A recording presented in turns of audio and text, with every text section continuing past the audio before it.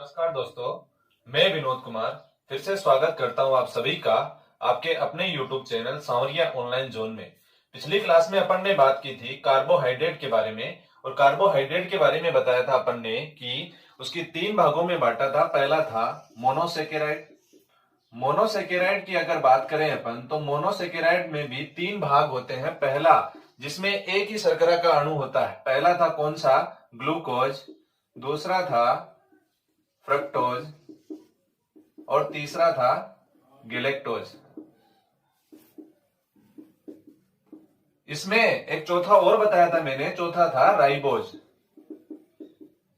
इनमें भी दो भागों में बांट सकते हैं अपन, जो ग्लूकोज है, फ्रक्टोज है और जो गैलेक्टोज है। ये तीनों के तीनों क्या होते हैं? हेक्सोज शर्करा होती है, हेक्सोज शर्करा होती है। लेकिन जो राइबोज शर्करा होती है वो कैसी होती है? पेंटोज होती है। ये कैसी होती है? पेंटोज शर्करा होती है। लेकिन मैंने कल एक और बताया था डाइसेकेराइड में। डाइसेकेराइड की बात करें अपन तो डाइसेकेराइड में मैंने तीन बताए थे। पहला था अपना माल्टोज, दूसरा था सुक्रोज और तीसरा था लैक्टोज। तो लैक्टोज में मैंने बताया था कि ये जो लैक्टोज होता है, लैक्टोज ये किस किस का मिलके बना होता है? ये डाइसेकेराइड होता है, दो शर्करा के अणुओं से मिलके बना हुआ होता है। लैक्टोज जो है वो दो चीजों से मिलके बना हुआ होगा। एक तो होगा उसमें ग्लूकोज और दूसरा क्या होगा? गैलेक्टोज। ये सही कर लेना, बाय मिस्टेक वहां पे यहाँ फ्रक्टोज लिखा गया था। तो जो लैक्टोज होता है वो दो चीजों से मिलके बना हुआ होता है। एक तो होता है ग्लूकोज, दूसरा क्या होता है? गैलेक्टोज। उसके आगे अपन बात करें तो सिंपल से ध्यान में रखना है, इसी में जो अपना पॉलीसेकेराइड जो होता है वो दो या दो से अधिक अणुओं से मिलकर बना हुआ होता है। पॉलीसेकेराइड के अपन ने एग्जाम्पल देखे थे। तो पॉलीसेकेराइड के एग्जाम्पल में अपन ने बात की थी, एक तो था अपना सेल्यूलोज। सेल्यूलोज के बारे में मैंने बताया था, सेल्यूलोज के बारे में बताया था कि सेल्यूलोज ऐसा कार्बनिक पदार्थ है जो प्रकृति में सबसे ज्यादा पाया जाता है। सेल्यूलोज का सबसे अच्छा उदाहरण अपन देखें, एग्जाम्पल अपन देखें तो अपने जो कपास की जो रुई होती है, कपास की रुई या कागज, ये सेल्यूलोज का सबसे अच्छा उदाहरण है। इसमें अगर अपने ऐसे भी पता कर सकते हैं कि कितने समय बाद में ये जो अपने कॉपी है, इनके पेज जो होते हैं वो पीले पड़ जाते हैं। वो किसके कारण पड़ते हैं? ये कागज होता है, कागज कई दिनों बाद में सेल्यूलोज पीला पड़ जाता है। उसी के कारण, सेल्यूलोज के कारण कागज क्या होता है? पीला होता है। उसके बाद में ध्यान में रखना है, जो सेल्यूलोज होता है वो कोशिका भित्ति में पाया जाता है, कोशिका भित्ति में पाया जाता है। और ध्यान में रखना, ये सेल्यूलोज जो होता है यह ग्लूकोज का बहुलक होता है। और ये अपन ने बात कर ही ली थी कि जितने भी पेड़ पौधे हैं वो भोजन का संग्रह स्टार्च के रूप में, और जितने भी जीव जंतु हैं वो भोजन का संचय ग्लाइकोजन के रूप में करते हैं। लेकिन जो इंसुलिन मैंने बताया था वो भी एक पॉलीसेकेराइड ही था, इंसुलिन। इंसुलिन में कौन सी धातु पाई जाती है ये भी कई बार पूछा जाता है। तो ध्यान में रखना है, इंसुलिन में जिंक धातु पाई जाती है।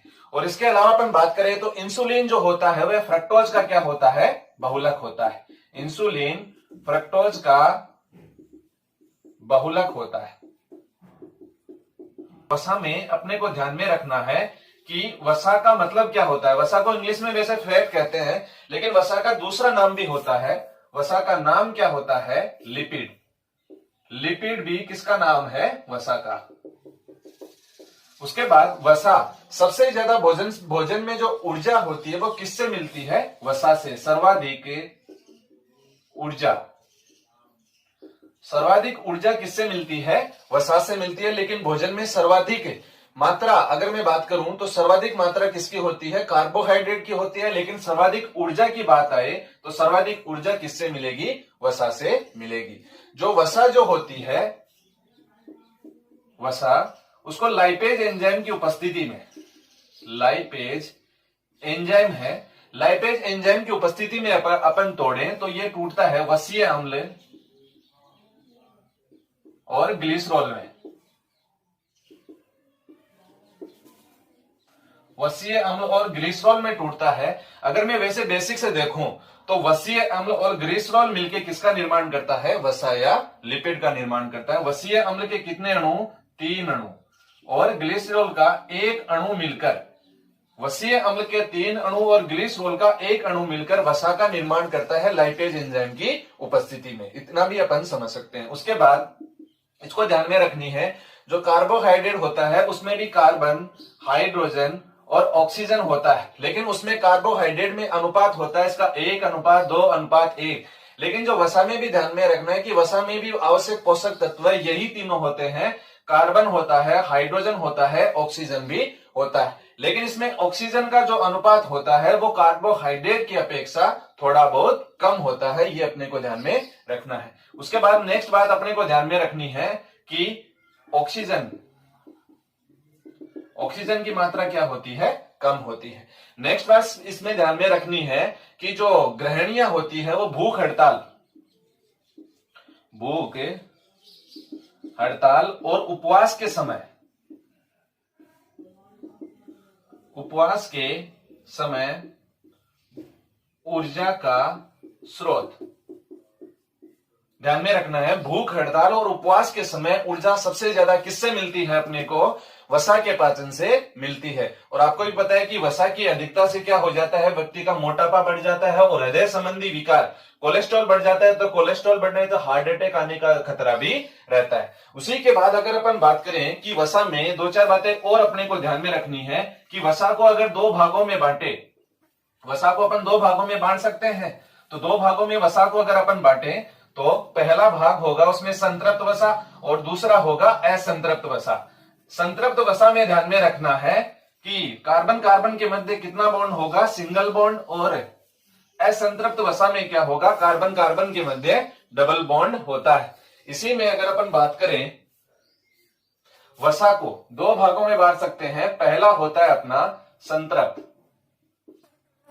संतृप्त वसा और दूसरी कौन सी होती है, असंतृप्त वसा।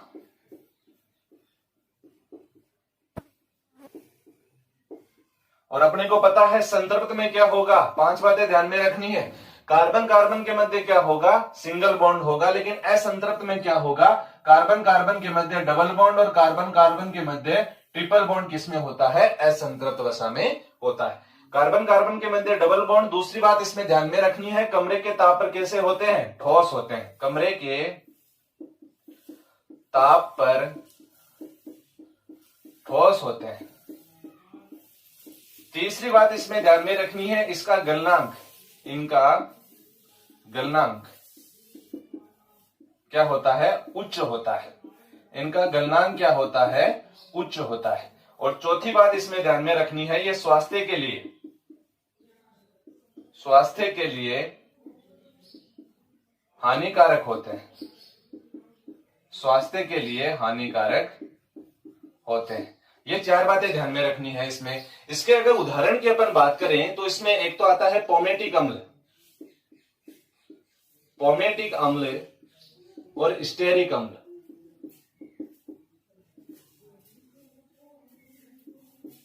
ये दोनों इसके एग्जाम्पल है किसके, संतृप्त वसा के। संतृप्त वसा में अपने को 4 बातें ध्यान में रखनी है। पहली, कार्बन कार्बन के मध्य सिंगल बॉन्ड। दूसरी बात, कमरे के ताप पर कैसे होते हैं, ये ठोस होते हैं। तीसरी बात, इनका गलनांक क्या होता है, उच्च होता है। और चौथी बात, इनको स्वास्थ्य के लिए क्या होते हैं, हानिकारक होते हैं। इसमें एग्जाम्पल के तौर पे आता है तो पोमेटिक अम्ल और दूसरा क्या आता है, स्टेरिक अम्ल। अगर मैं बात करूं कि कमरे के ताप पर तो ये ठोस होते हैं, लेकिन अगर 20 डिग्री सेंटीग्रेड की बात करें कि उसके तापमान पर अगर वसीय अम्ल क्या हो जाए, द्रव में परिवर्तित हो जाए, तो उसको क्या बोलते हैं अपन, तेल कहते हैं। इसी में कार्बन कार्बन के मध्य पहली बात डबल बॉन्ड और ट्रिपल बॉन्ड होता है किसमें, असंतृप्त वसा में। दूसरी बात क्या ध्यान में रखनी है, कमरे के ताप पर कैसे होते हैं, कमरे के ताप पर द्रव अवस्था में होते हैं। उसके बाद तीसरी बात ध्यान में रखनी है, इनका गलनांक क्या होता है, इनका गलनांक क्या होता है, कम होता है। चौथी बात इनके लिए ध्यान में रखनी है, कैसे, स्वास्थ्य के लिए क्या होते हैं, ये लाभदायक होते हैं। स्वास्थ्य के लिए लाभदायक होते हैं।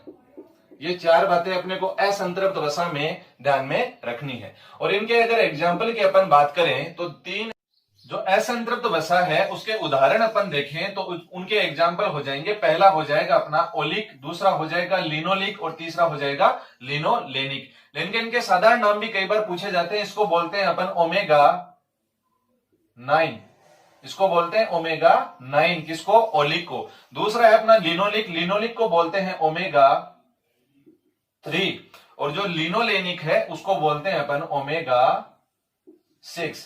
ये अपने को जो राजस्थान की ऐसे ही एग्जाम लगी थी उसमें पूछा था कि जो लिनोलेनिक है उसका दूसरा नाम क्या होता है? ओमेगा 3। ये अपने को ध्यान में रखना है। उसके बाद इनके स्रोत क्या क्या हो जाएंगे? जो संतृप्त वसा है उसके स्रोत की अगर अपन बात करें तो इसमें ध्यान में रखना, पहला हो जाएगा अपना नारियल का तेल, नारियल का तेल।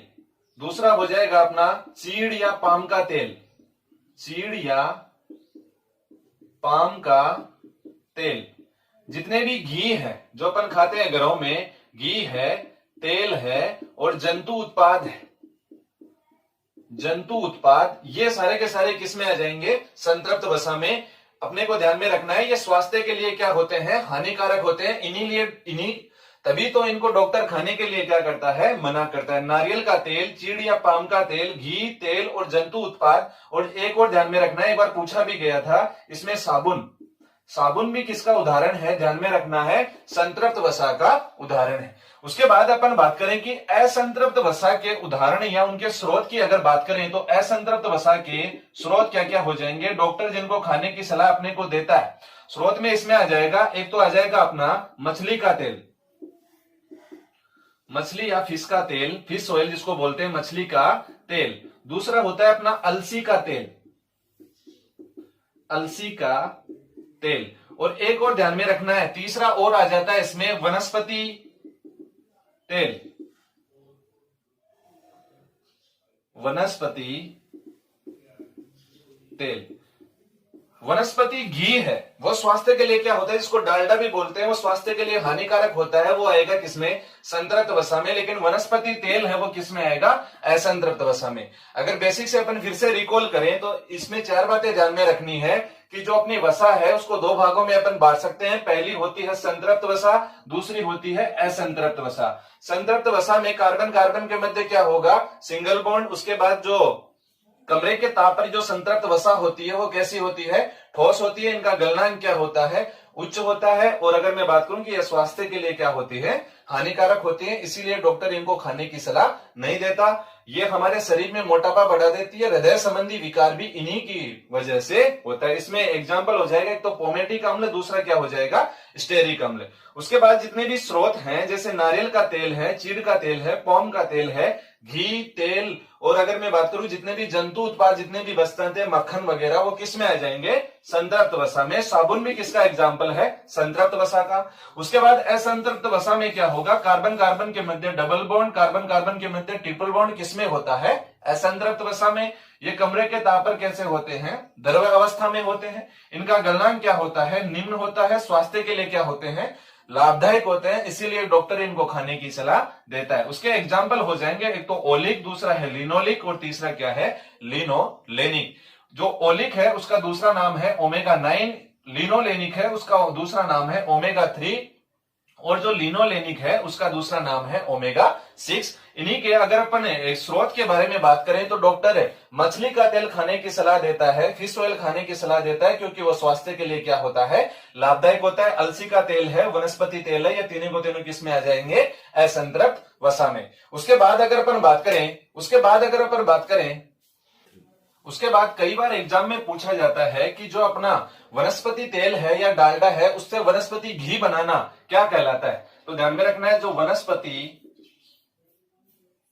तेल से वनस्पति घी बनाने की क्रिया हाइड्रोजनीकरण कहलाती है। वनस्पति तेल को हाइड्रोजन गैस की उपस्थिति में और निकल उत्प्रेरक, ये भी कई बार पूछा जाता है, इंपॉर्टेंट बनता है, निकल उत्प्रेरक की उपस्थिति में वनस्पति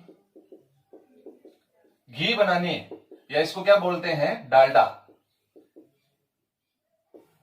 ये बनाने की क्रिया क्या कहलाती है? हाइड्रोजनीकरण।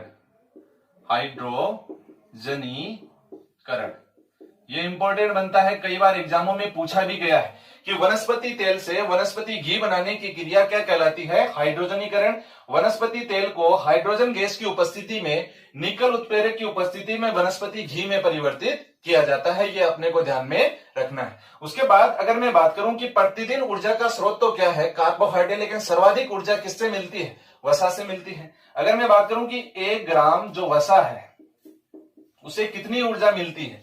1 ग्राम वसा से ध्यान में रखना है 9.3 किलो कैलोरी ऊर्जा मिलती है। लेकिन 1 ग्राम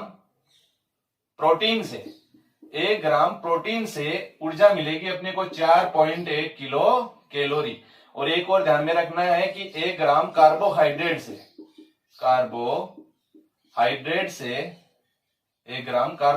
से कितनी ऊर्जा मिलेगी अपने को?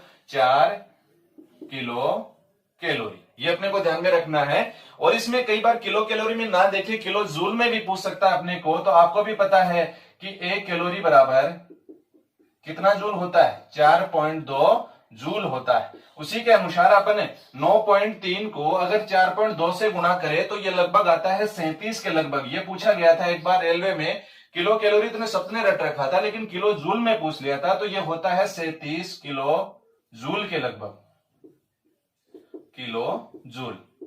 और इसमें अगर कन्वर्ट करें अपन 4.1 किलो कैलोरी को किलो जूल में, तो ये आता है 17 किलो जूल के लगभग। और इसमें भी इतना ही आता है, लगभग 17 किलो जूल के लगभग। तो ध्यान में रखनी है ये अपने को 3 बातें। पहली बात कौन सी थी इनमें कि सबसे ज्यादा ऊर्जा का स्रोत क्या है? वसा है। सबसे ज्यादा ऊर्जा किससे मिलती है? वसा से मिलती है। वसा आपको पता है कि भूख हड़ताल और ग्रहणी या उपवास के समय सबसे अच्छा ऊर्जा का स्रोत क्या है? वसा। 1 ग्राम वसा के अणु से कितनी ऊर्जा मिलेगी? 9.3 किलो कैलोरी या फिर 37 किलो जूल। उसके बाद 1 ग्राम प्रोटीन से कितनी ऊर्जा मिलेगी? 4.1 किलो कैलोरी या फिर 17 किलो जूल। और अगर 1 ग्राम कार्बोहाइड्रेट का जो अणु है उससे ऊर्जा मिलती है 4 किलो कैलोरी या 17 किलो जूल। WHO में कुपोषण में 5 रोगों को शामिल किया गया है।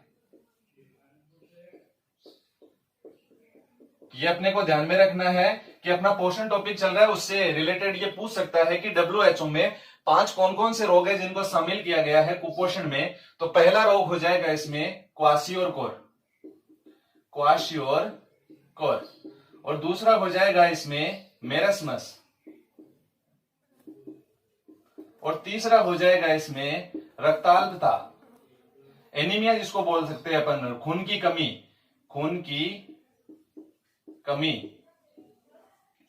या एनीमिया भी बोल सकते हैं। और चौथा रोग हो जाएगा इसमें जीरोप्थेल्मिया। और 5वां रोग हो जाएगा गलगंड, आयोडीन की कमी से होने वाला रोग, गलगंड या घेंगा, जिसको गाइटर भी बोलते हैं। ये 5 रोगों को WHO के कुपोषण की श्रेणी में शामिल किया गया है। पहला, ये दोनों रोग आपको पता है प्रोटीन की कमी से होने वाले रोग है। प्रोटीन की कमी से क्वाशियोर और मेरस्मस हो जाता है। उसके बाद खून की कमी एनीमिया, विटामिन B6 और B9 की कमी से होता है। ये खून की कमी Fe या लोह तत्व की कमी हो जाती है। उसके बाद जीरोप्थेल्मिया, विटामिन A की कमी से होने वाला रोग। और जो गलगंड या घेंगा, ये आयोडीन की कमी से होने वाला रोग है। इन 5 रोगों को WHO के अनुसार कुपोषण की श्रेणी में शामिल किया गया है। अपन ने बेसिक से पहले और आज कंप्लीट करके पोषण के बारे में पढ़ा, पोषण के मुख्य और सूक्ष्म के बारे में। उसमें अपन ने पहले पढ़ा विटामिन के बाद खनिज लवण, कार्बोहाइड्रेट, वसा और प्रोटीन। इतना ही। अगले वीडियो में अपन फिर से चर्चा करेंगे एक नए टॉपिक के साथ। धन्यवाद।